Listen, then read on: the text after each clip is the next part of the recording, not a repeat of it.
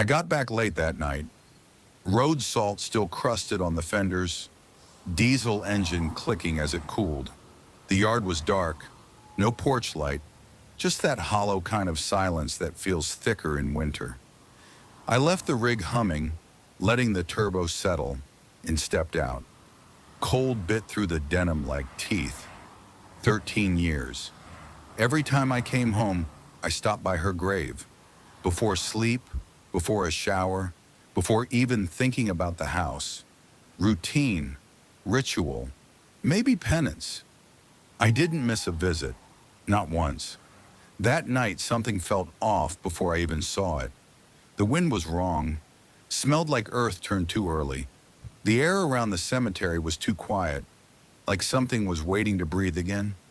I pulled up slow, parked by the rusted gate, walked the same crooked path past the birch tree that always scraped against the fence, turned left, third row, fifth stone, and stopped dead.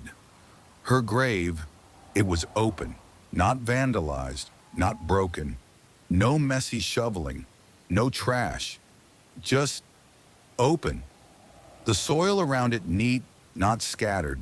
No fresh footprints, no sign of heavy tools. But the coffin lid, it was split, like something had pushed up from inside.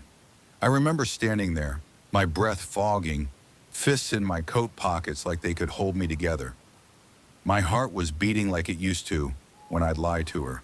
Fast, shallow, guilt-soaked. Jesus, I whispered, but even my voice sounded fake, like it didn't belong here. Then I heard footsteps on gravel behind me and turned quick.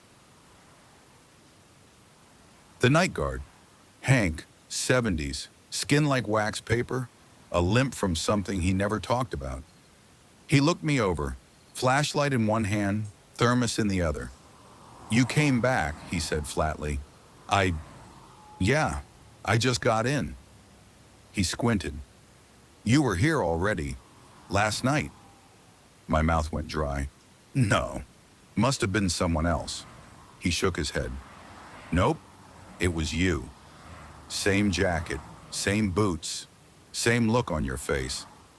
I blinked, confused, uneasy. "You sure?" He just nodded toward the opened grave. "You gonna tell me what the hell that is?" I stepped closer, looked down again. Inside, the coffin lining was torn, but not like a person clawing out. More like unraveling from inside. There was mud on the fabric, and something worse. Bare footprints, small, human, no shoes, traced in dirt, going nowhere. My pulse throbbed in my ears. "I didn't come here last night," I said, quieter now. "I swear to you, Hank." He didn't argue, just took a sip from his thermos. "Maybe you didn't mean to." The wind picked up then, lifting the loose dirt in a silent spiral. My wife's name was carved into the headstone like always, clean and honest. But the date, the death date, it looked freshly carved, as if it had just been cut yesterday. I backed away. My hands were shaking. Something in my chest felt cold. Not fear exactly, not yet, but something older, like shame that finally stood up and looked me in the eye. Hank adjusted his cap. "You should go home." I didn't answer. I couldn't stop staring at the empty space where her body used to be. And God help me, for one terrible moment, I thought I could smell her perfume on the wind. The door creaked the same way it always had, like it didn't want me back. No lights. I hadn't left any. I never did. Not for years. The hallway smelled like wood and old coffee, and the floorboards groaned under my boots as I stepped inside. Not loud, but like the house was sighing, recognizing me. I dropped my bag by the wall, didn't bother taking off my coat. My breath hung in the air for a second, colder inside than it had been out. The heater had kicked off sometime during the trip, like it gave up waiting. 13 years of that smell, old pine, oil soap, dust in corners, no one touched anymore. Her books still sat on the shelf by the fireplace, untouched, unmoved. I dusted them once a year, like I was keeping her memory fresh, but not too fresh. Not enough to reopen anything. The kitchen was dark. I opened the fridge, a hum and a weak light, barely anything inside. Beer, mustard, two plastic containers I couldn't remember cooking. I sat at the counter and opened a cold burger from the gas station on Route 41. Took a bite without tasting it. The clock on the microwave blinked at 12. Whoa. Like it always did. Like time had stopped years ago and no one cared to fix it. Then I walked into the living room, turned on the old stereo. Static, then soft jazz. The kind she used to play on Sundays, when she still smiled with her eyes. I stood there listening, and for the first time in a while, I let the silence stretch. I didn't check my phone, didn't start cleaning, just stood in the dim orange glow of the hallway lamp and let the air settle around me. That's when I saw it, the cardboard box near the basement door. I didn't remember bringing it up. Brown, dented on the side, a strip of red tape across the top like a wound. I crouched beside it, no label, no dust either, which was strange. I opened it. Inside, a thick journal, her handwriting on the front, and below it, a sealed white envelope with my name in her hand. Not her neat, clean letters. These were rushed, tilted, like she wrote it when her hands were shaking. My throat tightened. I held the envelope but didn't open it. Not yet. I wasn't ready. God knows why. I'd waited 13 years for a sign, and now that it was in my hands, I just stared at it like it might burn through me. The box was heavy with stillness, like the room was holding its breath. I turned the envelope over. On the back, a sentence. If you're reading this, she's already close. I sat down on the bottom step of the basement stairs, envelope resting in my palms. I didn't move for a long time. I just listened to the quiet, to the creaks above, the settling walls, the furnace ticking like a slow heartbeat below. And for a second, I could have sworn I heard footsteps upstairs, but I hadn't been up there in months. The journal smelled like her, or maybe that was just the box it lived in. That scent, paper, old perfume, the kind she wore in winter, heavy, floral, a little bitter near the end, like something fighting to stay sweet. I sat at the kitchen table, fingers brushing over the cover. Brown leather cracked along the edges, a faint grease stain in one corner. Probably from her always sneaking bites while writing. She used to journal late, after midnight. Pen scratching while I lay on the couch half asleep, pretending not to listen. I opened it. The pages rustled like dried leaves, and the ink. It hadn't faded much. She had strong handwriting, confident loops, angled strokes. She never wrote just to vent. Her journals were her reckoning, with people, with herself, with me. First few pages, normal. Memories, bits of poetry, grocery lists and quotes underlined in blue. But then, around halfway in, something changed. Page after page, names, no context, no explanation. Just names. Some I didn't recognize, some I did. Too well. Her ex-boss, that smug pharmacist who gave her the wrong meds that winter and never apologized. A friend who stopped calling when the diagnosis came. The woman I kissed once, years ago, and swore it meant nothing. Each name written on its own line, carefully, almost ceremonially, like a prayer or a curse. I swallowed, and then, my name. There it was, same ink, same page, no underline, no explanation, just my name. I stared at it like it might blink first. My throat tightened. The room felt smaller. That knot in my chest, the one I'd been ignoring for over a decade, twisted. I didn't say anything out loud, but something inside me cracked like a log in a fire. A soft, clean break. I flipped the page. She'd drawn a line under the list. Beneath it, not forgotten, not forgiven.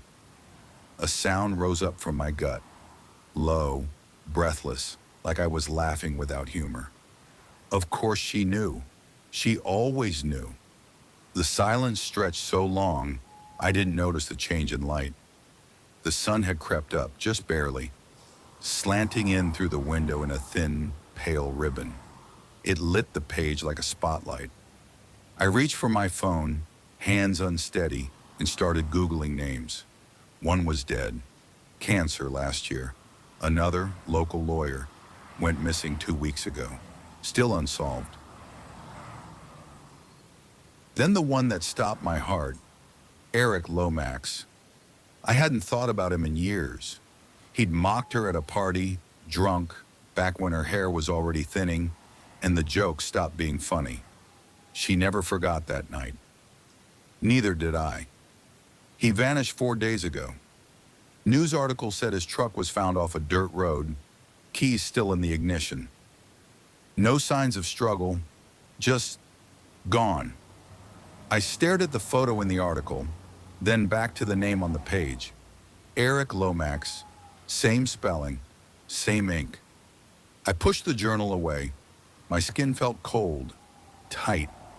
3 people from the list were already gone, and I was still on it.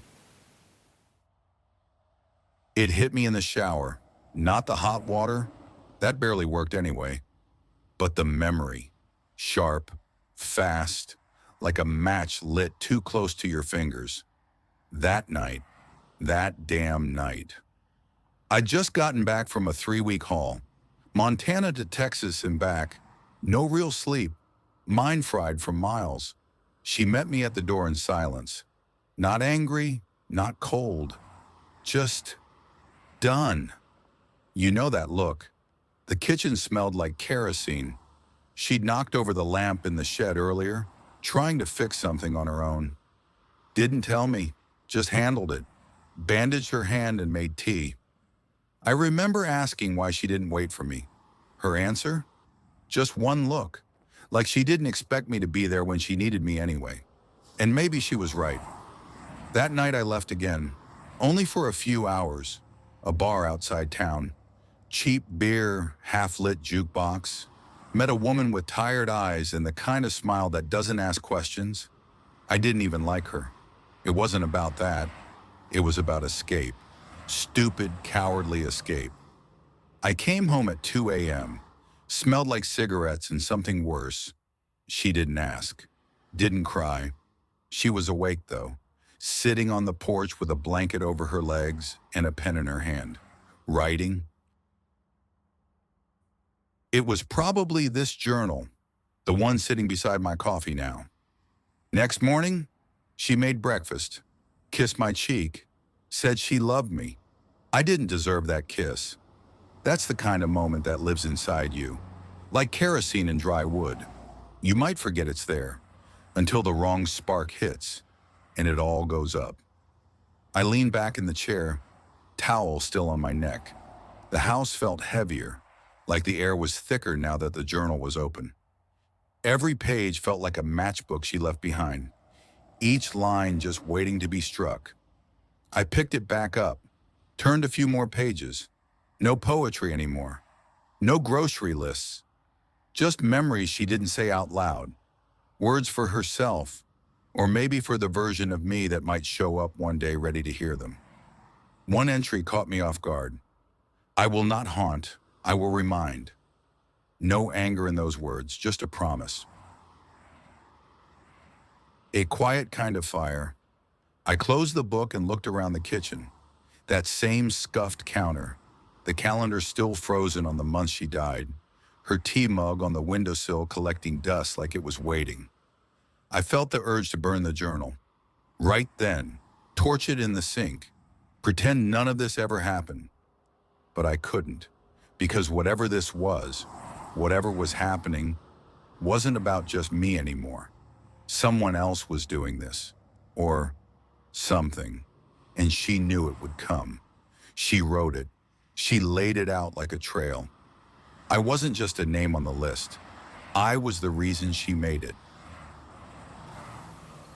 I heard the knock just after sundown. 2 quick taps, then one slow. Not hard, not frantic, just enough to pull me out of the fog I'd been swimming in all day. Didn't even check the peephole, just opened the door. Caroline stood there. She looked older, not tired exactly, just worn in that way only grief can wear a person down. Her coat was buttoned tight, too tight for the mild night, and she had that same tight-lipped expression I remembered from the funeral. The one that said, "I know more than I'll say." We hadn't spoken in years. Not really. Just a few awkward birthday cards from my daughter, a voicemail or two around the holidays. After Rachel died, Caroline pulled back. Or maybe I did. Maybe we both did. I stepped aside. "You came a long way." She didn't answer. Just walked in, like she belonged here. Like the house still remembered her. She sat at the kitchen table, in the same chair her sister used to sit in every morning with coffee and her damn crossword puzzle. I sat across from her. The journal lay open between us. Her eyes flicked to it, then back to me. "You found it," she said. I nodded. "Was it meant for me?" Caroline didn't blink. "She hoped you'd never read it, but she knew you would." I let out a slow breath, tried to steady my hands. "Did you know about the list?" Her eyes dropped to the table. Her voice was quieter now. "We talked about it at the end." She was angry, but not cruel. Not yet. I leaned forward. "So what is it? Some kind of curse? A warning?" "No," she whispered. "It's a record." I frowned. A record of what? Of who hurt her and who watched in silence. The words hit like a slap. I sat back, feeling smaller suddenly. "3 of the names are gone already," I said. "You know that?" She nodded. "I think someone's following the list." "No one's following it," she said. "It's already moving, whether anyone wants it to or not." I stared at her. And then she pulled something out of her coat pocket. A cassette tape. The old kind. Black plastic, one label half peeled. She placed it on the table, slid it toward me. "You'll hear her voice on this." I didn't touch it. Carolyn leaned in, her voice lowered like she didn't want the walls to hear. "She recorded it the week before she died. She didn't tell me what was on it. Just made me promise to give it to you. Only when the list began to move." A chill rolled down my spine. "She knew this would happen?" Caroline nodded slowly. "She said, if the names started to disappear, it meant she hadn't let go. That part of her stayed, the part that couldn't forgive." Silence filled the room like floodwater. Then softly, almost gently, Caroline whispered, more to herself than to me. "I told her to let go, but she said she didn't know how." She stood without another word, buttoned her coat, picked up her purse. I didn't stop her. Couldn't. At the door, she turned back. "I don't know what's left of her, or what's doing this, but I'll tell you one thing. It won't stop until the page is empty." And then she was gone. The cassette sat between my hands like it weighed 1,000 pounds. Outside, the wind picked up. I closed my eyes and thought I heard her voice, just barely, humming the tune she used to sing when she was alone in the kitchen, the one she never sang for anyone else. He found me the next morning, just after 8. I hadn't slept. Couldn't. Spent the night pacing the living room, holding that cassette like it might start talking on its own. I never played it. Not yet. His truck pulled up slow. Black Chevy, government plates, but not the kind that scare you. Just the kind that say, someone official but not too important. I watched through the front window as he stepped out. Tall guy, 40, maybe 50. Wore a tan jacket too clean for this town. His face had that kind of calm that only ever means danger. Not loud, not aggressive, just observant. Tired eyes, thin line of a mouth, knocked twice. I opened the door before the second knock landed. "You him?" he asked. "Who's asking?" "Detective Bell, Rural Crimes Division." He flashed a badge. Real, probably. Didn't matter. I didn't invite him in, but he walked in anyway. Bell moved through the house like he already knew the layout, like someone who's been to houses like this 100 times and always finds the same things. Regret, weak coffee, old ghosts. He looked around the kitchen. His gaze landed on the journal, then on the cassette. "You know Eric Lomax?" he asked. I didn't lie. "Yeah, long time ago." "You know he's missing?" I read the article.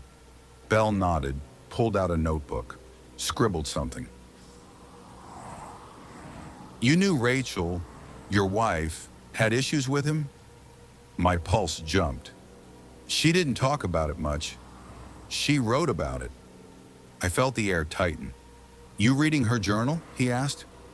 I didn't answer. He looked at me for a long second, then sat down at the table like he'd been invited.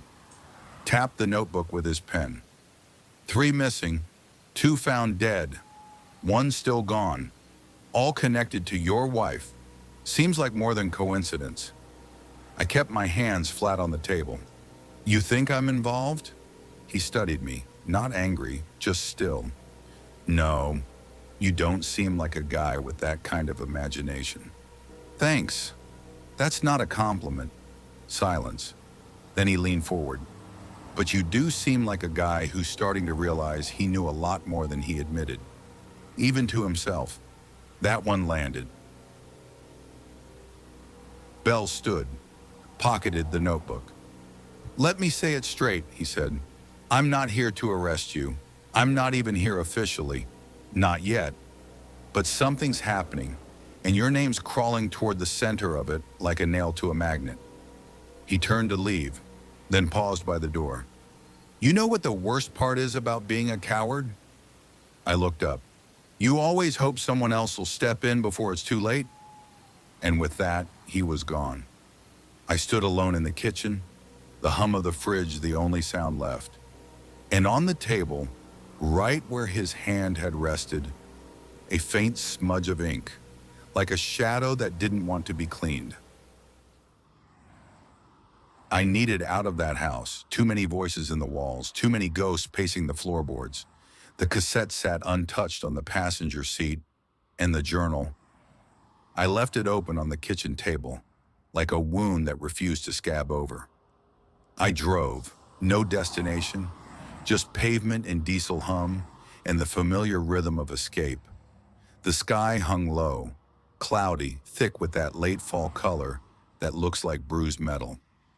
Wind pushed against the windshield, and somewhere, a storm waited just out of sight.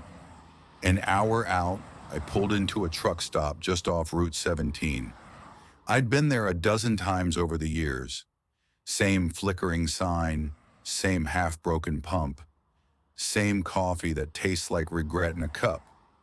Inside, and the air smelled like burned oil and disinfectant.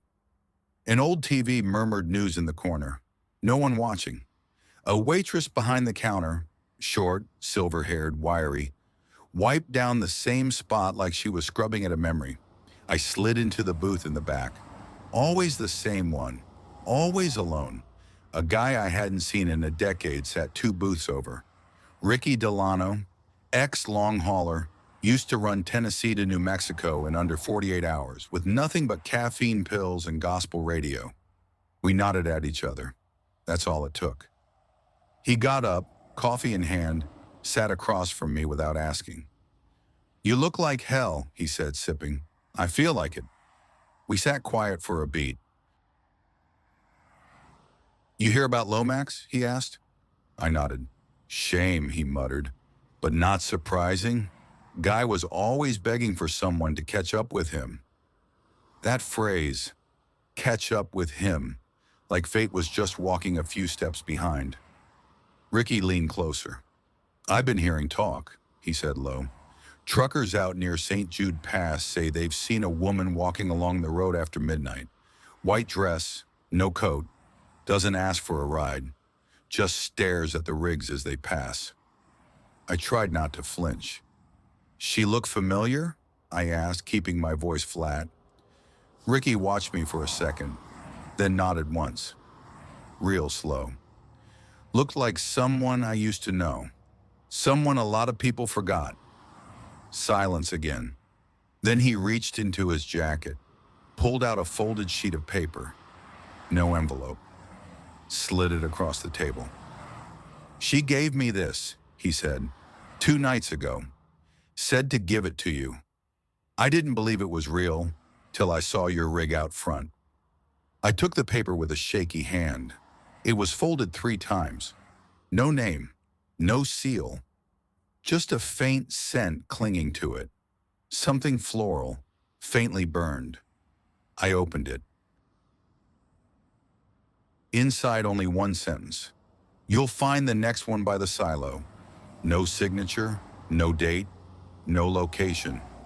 But I knew what silo it meant. There was only one place like that around here. And the man she was talking about, I knew who it had to be. He was still alive, at least for now. I stood up. Thanks, Ricky. He just nodded, slid back to his booth, said nothing else. The waitress came by. I left a 20 on the table, didn't touch the coffee. Outside, the clouds finally broke open. Not with rain, but with that kind of stillness before a storm. Like the air itself was bracing for something awful. I climbed into the truck. The cassette on the seat seemed heavier now. And I drove. Toward the silo. Toward the next name on the page. Toward whatever was waiting for me in the shadows of the past. It was almost midnight by the time I reached the silo. Long stretch of cracked road behind me, headlights cutting through low fog that clung to the asphalt like skin. The silo stood just beyond the tree line, tall, dented, metal sides streaked with rust and age. I hadn't been out here in years, not since the funeral. His name was Will Jennings, ex-fireman, part-time mechanic, full-time bastard. He was the one who started the rumor Rachel had faked her diagnosis. Said it for laughs once at a bar, and like poison, it spread. She never forgot. Neither did I. I parked down the hill, killed the engine, walked the rest. No lights in his house, just a faint glow from the shed next to the silo. Tools, probably, or some hobby he never finished. I hesitated at the edge of the gravel. This wasn't like the others. The first names on the list. I couldn't have warned them even if I tried. By the time I saw the pattern, it was too late. But now, I had time. I pulled my coat tighter. The wind cut sharp out here, carrying the smell of burning leaves and something metallic. Faint but sour, like rust or blood. I knocked on the shed door. No answer. Again, louder. Still nothing. So I opened it. The hinges screamed. Loud. Angry. Inside, a single bare bulb swayed from the ceiling, casting shadows that danced like they knew what was coming. Will stood at the workbench, back to me, hunched over something. Slow, deliberate movements, like he hadn't heard me come in at all. Will, he didn't move. Will, it's me. I need to talk to you. He turned, slow, and I froze. His face, it was pale, blank, not scared, not angry, just empty. His eyes met mine, and for a second I thought, he already knows. She's here, he whispered. What? I saw her last night, in the field.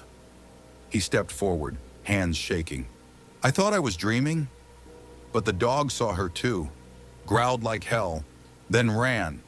Haven't seen him since. I stepped closer. You're in danger. You're on her list.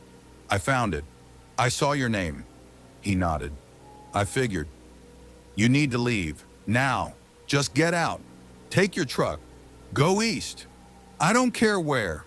Just get the hell out of here. He smiled, a sad, crooked smile that said it was already too late. I think she's already inside the house. The light flickered above us. A sound, soft, deliberate, came from outside the shed, like footsteps on gravel, slow, barefoot. Will stepped back toward the bench. You remember when she used to laugh? He said quietly. Real laughter, like she couldn't hold it in, before everything got cold. I swallowed hard. Will? But then the lights went out, pitch black. No time to think. I grabbed his arm, yanked him toward the door. He resisted at first, then moved with me. Outside, the air felt colder, sharper, like something waiting had just inhaled. I looked toward the house. The front door was wide open, but no one had touched it. And then, a sound, a whisper, her voice, just one word, carried on the wind like smoke. Closer! Will dropped to his knees. I'm sorry, he said. I really am. I grabbed him. Get up. Please, just move. But he was already gone, eyes open, body limp. No mark, no wound. Just gone. I stood in the dark, his body at my feet, breath clouding like steam from a broken engine. And all around me, the silence closed in. She'd warned me. Caroline, the journal, the tape. I just didn't listen soon enough. Now it was down to two names, me and one other. I didn't sleep that night. Drove straight back, hands locked on the wheel, jaw clenched so tight it felt like bone on bone. The road blurred around me, headlights carving tunnels through fog and memory. Will's body, limp, eyes open, stayed behind me like a phantom in the rear view. I kept hearing it, her voice, that whisper. Closer, not loud, not angry, just cold and familiar. By the time I reached the house, the sun hadn't risen, just that ghost gray light before dawn, the kind that makes everything look like a photograph someone forgot to color in. I went inside without turning on the lights, dropped my keys, locked the door, stood in the hallway like I didn't belong to any of this anymore. The cassette still sat on the table. I stared at it for a long time, then grabbed the old player from the shelf, the one we used to listen to mixed tapes on, the one she kept long after CDs took over, slid the tape in, pressed play, click, whir, static, and then her voice. Not young, not sick, not angry, just her, steady, soft, clear as anything. If you're hearing this, I didn't make it. That part was always likely. I froze, breath caught in my chest. I don't know what happens after the pain takes over, but I do know what pain remembers. It keeps score, keeps names, keeps silence like a ledger, and eventually it balances out. I sat down, couldn't stand anymore. None of this is vengeance. Don't let them say that. It's not about punishment.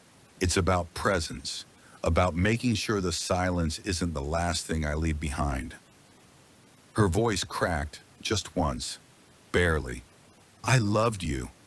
Even when I stopped saying it, even when I stopped showing it, I never stopped. My eyes burned. I blinked hard, pressed my palms into them. I kept the journal not to curse, but to carry, to make sure the weight of what people did didn't disappear with me. Long pause.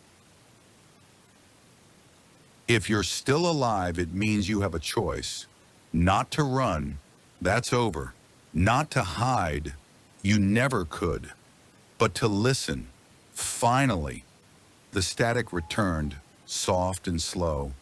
And then, if I'm still here, it's only because you left something unfinished. Something hollowed out that never healed.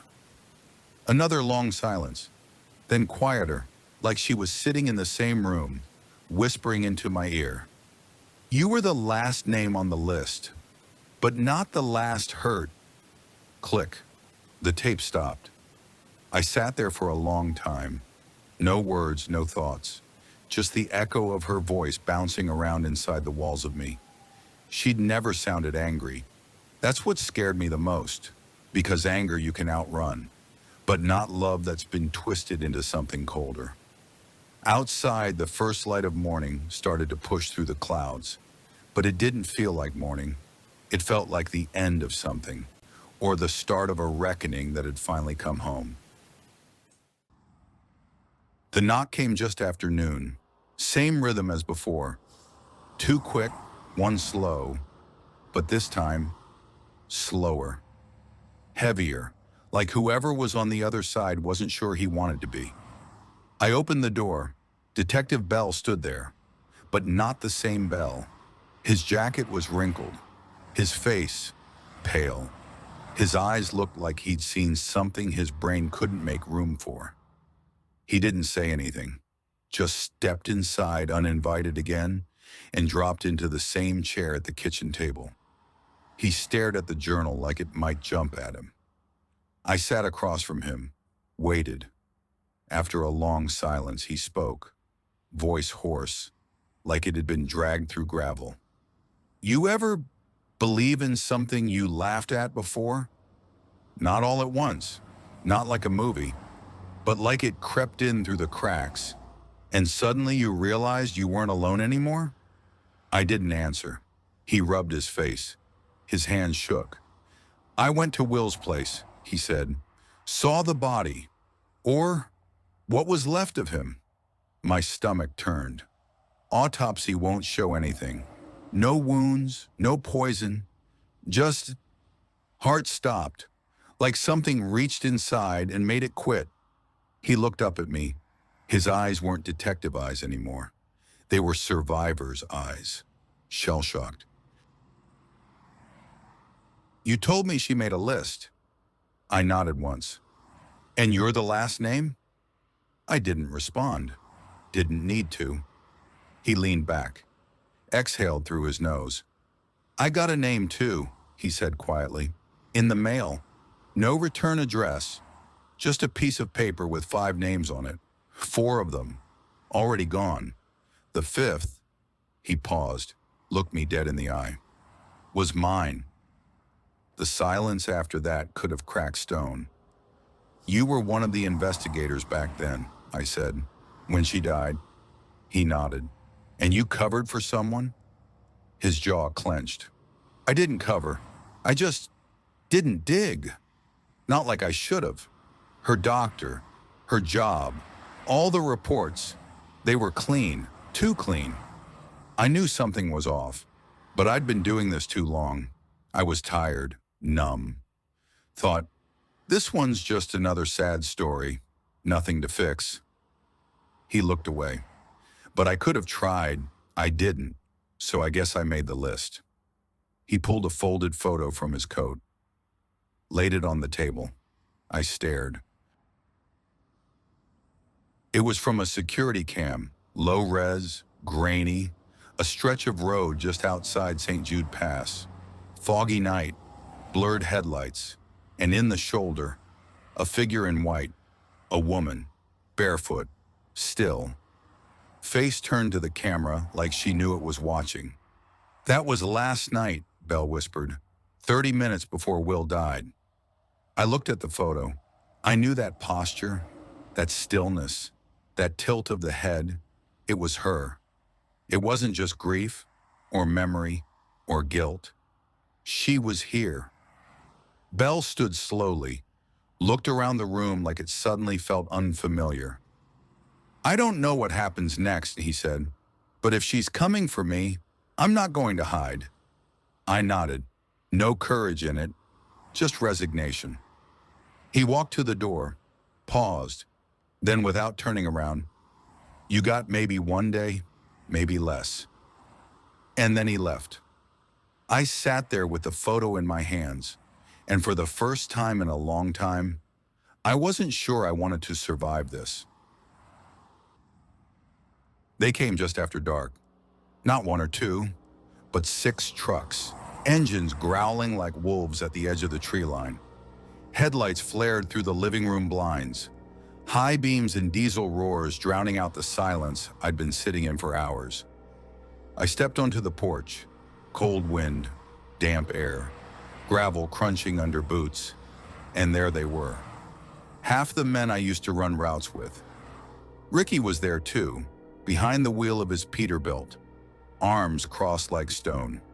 Beside him, Clay Danner, who once got blackout drunk at a way station and still managed to unload 12 pallets before sunrise. Big men, familiar faces.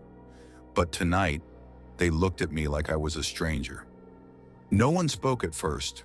Then one of them, Mason Rudd, stepped forward. He didn't yell. He didn't have to. "You brought this," he said. I opened my mouth, but nothing came out. He jabbed a finger toward the trees behind the house. "We seen her, the girl, out near Old Mill Road, walking slow, head down, white dress, same every night." My throat went dry. "You know what that means, don't you?" Mason asked. "You stirred it up. You poked whatever was sleeping. Now people are scared. They think she's coming. For us." "She's not," I started. "She's not what?" Ricky shouted from behind. "Not real. You think we don't feel it? Every damn night since Lomax vanished, I get this cold feeling at my back, like something's watching the road from the ditches." Another voice chimed in. I couldn't tell who. "They say she's picking off the guilty." Then Mason again. "So what's it say about you, huh?" I stepped down from the porch, slowly. "She's not after you," I said, quiet. "Oh," he sneered. "Then why'd she leave this?" He tossed something through the air. It landed at my feet with a dull slap. A sheet of notebook paper, folded, familiar handwriting. I bent down, unfolded it. It was a list, but not her list. My list. Their names. Every one of them. The people who'd mocked her, failed her, dismissed her, and mine, underlined twice. I stared at the paper, heart pounding. "I didn't write this." "We know," Mason said, "but she did, and it showed up in all our trucks this morning." A long silence stretched, then Ricky again. "You said we were brothers, man, that we stuck together, but you didn't tell us we were on her list." I tried to explain about the journal, the tape, Caroline, the warning, everything. But they didn't care. Fear was louder than reason. They weren't here to kill me. They didn't need to. They were just here to leave me, to cut me off. Mason pointed at my house. "You stay here. You deal with it. But if she crosses the highway, we will stop her." And then they left. Engines flared, tires spun, and one by one they pulled away, back down the road into the night. I stood alone on the porch, the list trembling in my hand, and for the first time, I realized I wasn't just on her list anymore. I was on everyone else's too. It rained that night. Not hard, just steady, soft and cold, like the sky was leaking memories no one asked for. I didn't sleep, didn't even try, just sat at the kitchen table, eyes on the window, waiting for the sound of footsteps that might never come, or worse, the ones that would. The cassette player was still there, so was the list.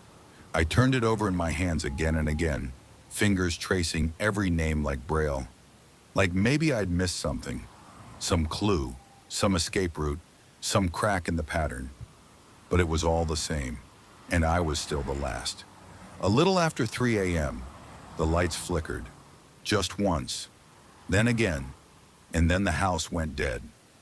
Silence. No fridge hum, no ticking clock.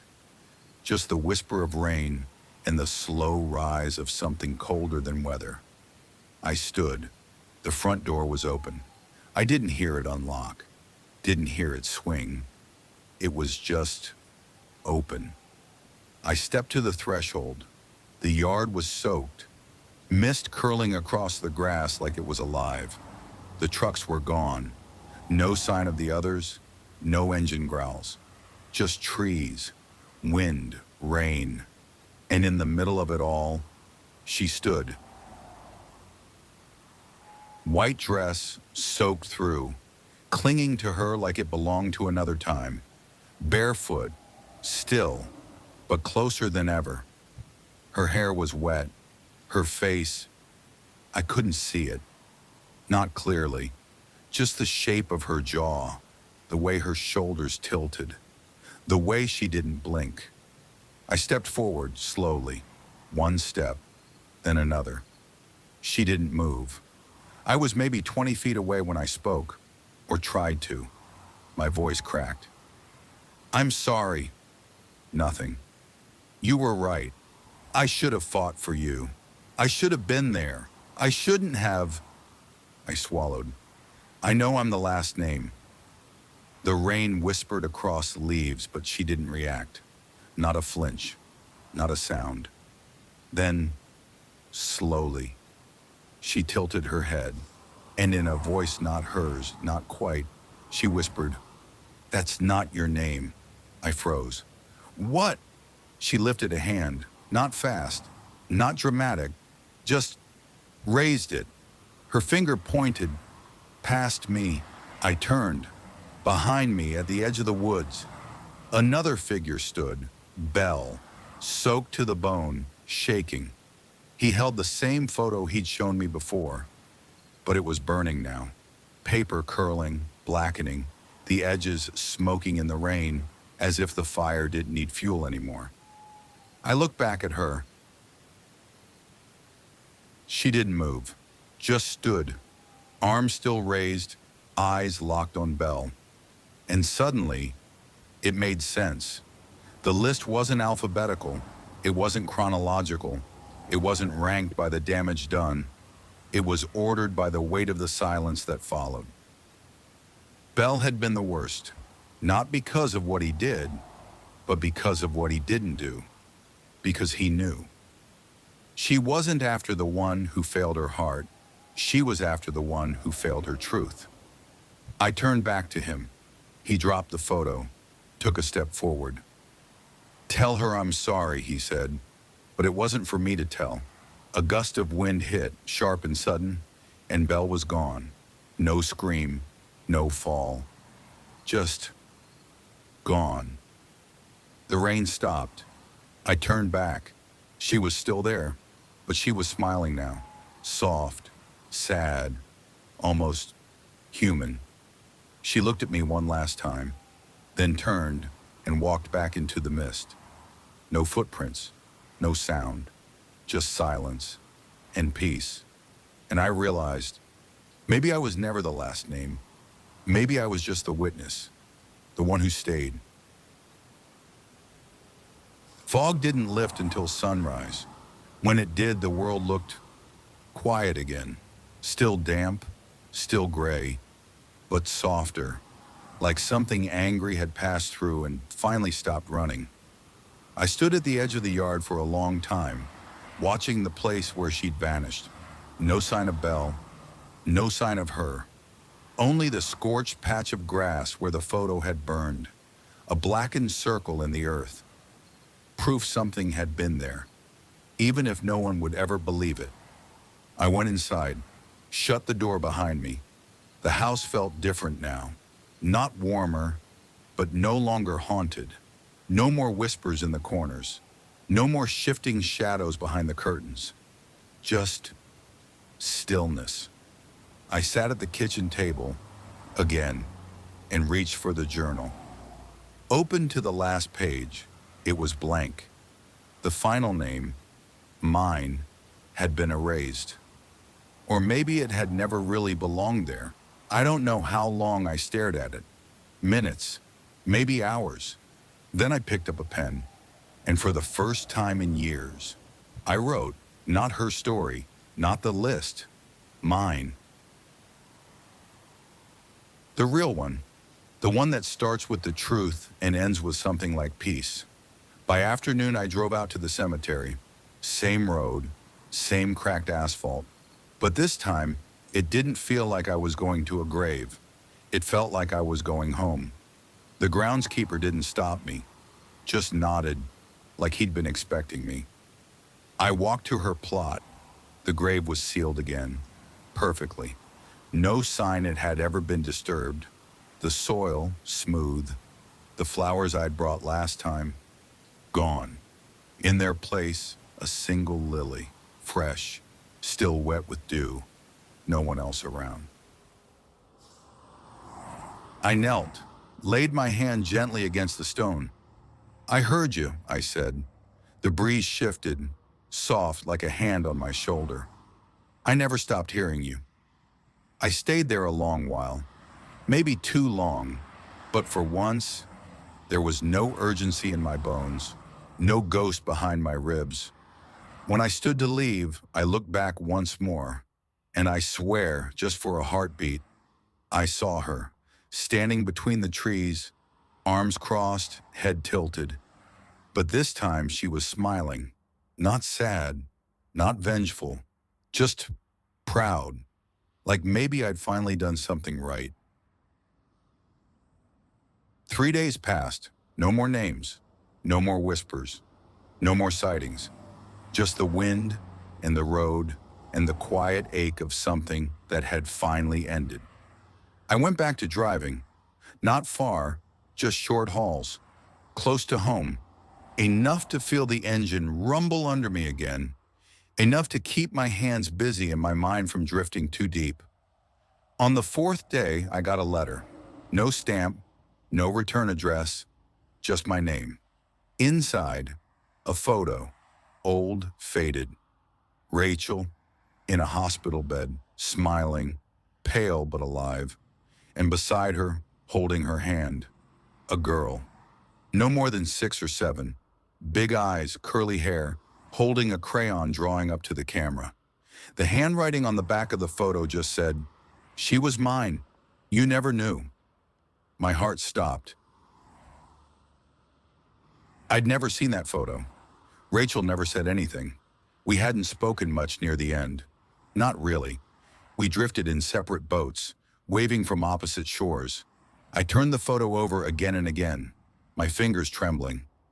She had a daughter? We had a daughter?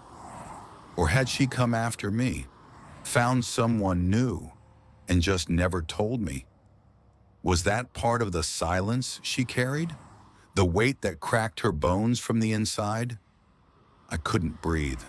Not out of anger, not out of fear, but because suddenly, the story wasn't over. There was someone else now, someone still out there. Someone who might one day come looking for answers, for a name, for a reason why their mother left behind a trail of ghosts. And maybe the list wasn't just a reckoning. Maybe it was a warning, a fire line drawn to protect whatever came next. I folded the photo gently, placed it in the journal, the last page where my name had once been, and I picked up the pen again. Not to confess, not to apologize, but to explain. To the one who would read it someday, the one who might carry a part of her face, the one who might one day knock on my door and look me in the eye and ask the question that would break me all over again. Why weren't you there? And when that day came, I wanted her to have more than silence. I wanted her to have the truth. 2 weeks later, I left the mountains. Took a route I hadn't driven in years, all the way south past Arizona's cracked dirt highways and into the scarred flatlands outside Santa Cruz County. The kind of place where the sky looks endless and still feels too close. She used to love the desert, said it was honest, no shade, no softness, no lies, just earth and time. I drove with the window down, the hot wind slicing past my face, grit coating the edges of my tongue. In the distance, the red rock shimmered like it was breathing. That's where I found it. The last stop. The motel sat like a fossil on the edge of nowhere. 2 stories, peeling paint, one flickering sign that read open, though I doubted anyone had checked in for months. And in the gravel lot, her car, or one just like it, the same make, same dents, same dangling dice on the rear view, same sticker on the bumper, faded purple butterfly, half torn. I parked beside it, my heart thudded in my throat. No one at the desk, no one on the second floor. Room 12 door cracked open, just a sliver, inside, empty. But on the bed, a single photo, face down. I picked it up. It was her, Rachel, and the girl again. Older this time, 10, maybe 11, standing near a canyon, smiling, alive. My legs gave out. I sat on the edge of the bed and stared at the photo until the sun dropped low on the horizon and bathed the room in gold. And then from outside, smoke. I stood, looked out the window. A fire, not far off, maybe a quarter-mile down the hill, out past the dry brush, fast and bright, like something set with purpose. I ran. By the time I got there, the flames were already chewing through the shrubs. And at the center, a journal, pages curling, blackening, her old one, not mine, hers. She, or someone, had brought it here, to burn it, to end it. I stood there breathless, watching the ashes spiral upward like pieces of her pain finally leaving the world. And for the first time in over a decade, I didn't feel haunted. I felt free. Whatever tied her to this place, to that list, to me, it was done now. Not forgiven, not forgotten, but finished. Somewhere in the world, maybe that girl still lived. Maybe she didn't know anything. Maybe she knew too much. But whatever she'd chosen, she had let it go. And in return, so would I. The truck sat where I'd left it, under the old overpass, sun-baked and dust-covered. I stood beside it a long time, key in hand, unsure if I wanted to climb back in. The cab had been my home for years, my confessional booth, my prison, my escape, and now it felt like a tomb. I opened the door. It creaked loud in the desert silence. Inside, everything was the same. The faded seat cover she gave me that Christmas, the scratch on the dash from that night near Dead Man's Curve, the worn-out air freshener, pine-scented, long dead, still swinging from the rear view. But there was something else, something I didn't leave. On the passenger seat, a cassette, not the old one, not the one she'd recorded. This one was blank, no label, just a strip of tape and 2 words scrawled in her handwriting: press play. My throat tightened. I sat down, slid the cassette into the deck. Click, silence. Then, a child's voice, quiet, clear. "Hi." I froze. "My name's Lily. Mom said I should tell you something. She said you used to drive real far, and that you made a lot of mistakes, but she said you also used to smile when she made tea." A pause, breath, static. She said you might be scared to come home, but that's okay. I'll wait. Another pause, then her voice, Rachel's, layered behind the girls like an echo from another world. Some ghosts, they don't haunt, they just wait for the right time, for the right road, for the right driver to finally stop running. Then silence. No click, no rewind, just the stillness of goodbye. I stared at the horizon. The sky was clear now. No fog, no fire, just blue. And for the first time in 13 years, I didn't feel like I needed to keep moving. I didn't need to chase the names. I didn't need to outrun the guilt. I didn't need to explain myself to the dead. I just needed to go home. Not the house, not the grave. Her, somewhere out there. A girl was waiting, and maybe she'd never find me. Maybe I'd never find her. But the road was clear now, and the cab finally empty. It's strange what silence leaves behind. Not just peace, sometimes space. I moved out of the house a few weeks later, sold it to a retired couple passing through who said they liked the cold, liked the quiet. I didn't tell them about the grave, about the girl in the white dress, about the list. Some things are meant to stay with the road. I took the truck down through Texas, then west, always west. Sleeping in it again felt different, lighter, like I wasn't dragging a coffin behind me anymore. Then, in a little town outside Yuma, I met a man, older than me, one glass eye, other one sharp as a blade, owned a gas station and a taco truck, told stories about ghosts that hitchhike at night and coyotes that talk in riddles. He handed me a notebook one night by the fire, said, "You look like someone who's got more to write." I didn't argue. I opened to the first page and wrote, "People I owe, not revenge, not justice, not guilt. Thanks. Names of the ones who helped, the ones who stayed, the ones who told me the truth when I didn't want to hear it, the ones who stood at my door even when they were scared. And then, people to find." It was a shorter list, just one name, no last name, just Lily. I don't know how I'll find her. She could be in school, or somewhere quiet, or maybe nowhere at all. But I'm gonna drive until I know for sure. And this time, I won't be carrying ghosts in the back of the cab. Just a story, one with a beginning, one that didn't end in fire or silence or a grave. One I'll tell her in my own voice, not a cassette. I don't know if she'll believe me, but I'll be there to answer when she asks. And I'll start with this. I didn't know your name, but I never stopped writing it. The last time I saw the town, it was under snow.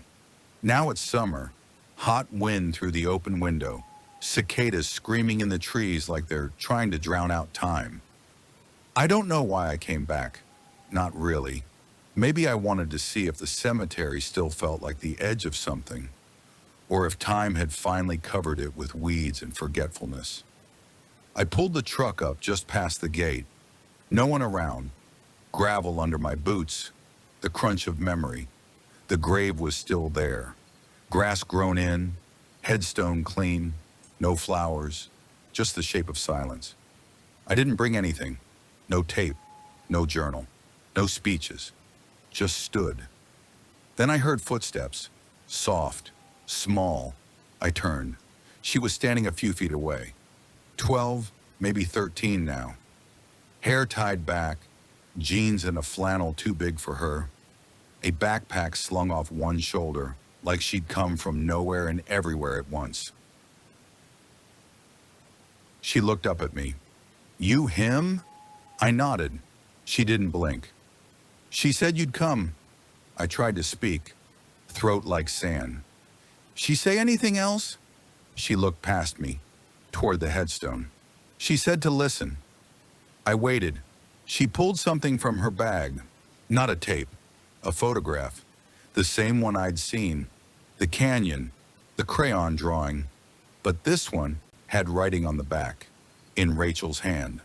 Someone always remembers, if not now, later. The girl handed it to me, then turned. Didn't say goodbye, didn't ask for anything, just walked away. Into the trees, her backpack bouncing against her side. I stood there watching the space where she'd been, photo trembling in my hands. Rachel had known I'd carry this, known I'd come back, known someone would be waiting. And in that moment I understood, the dead don't haunt us to hurt. They haunt us to be remembered, to be finished, to be known. So I sat down at the grave, pulled out a new notebook, and started writing again. Not for me, not for her, but for the ones who would one day need to understand what silence costs and how sometimes it's the only thing that finally tells the truth.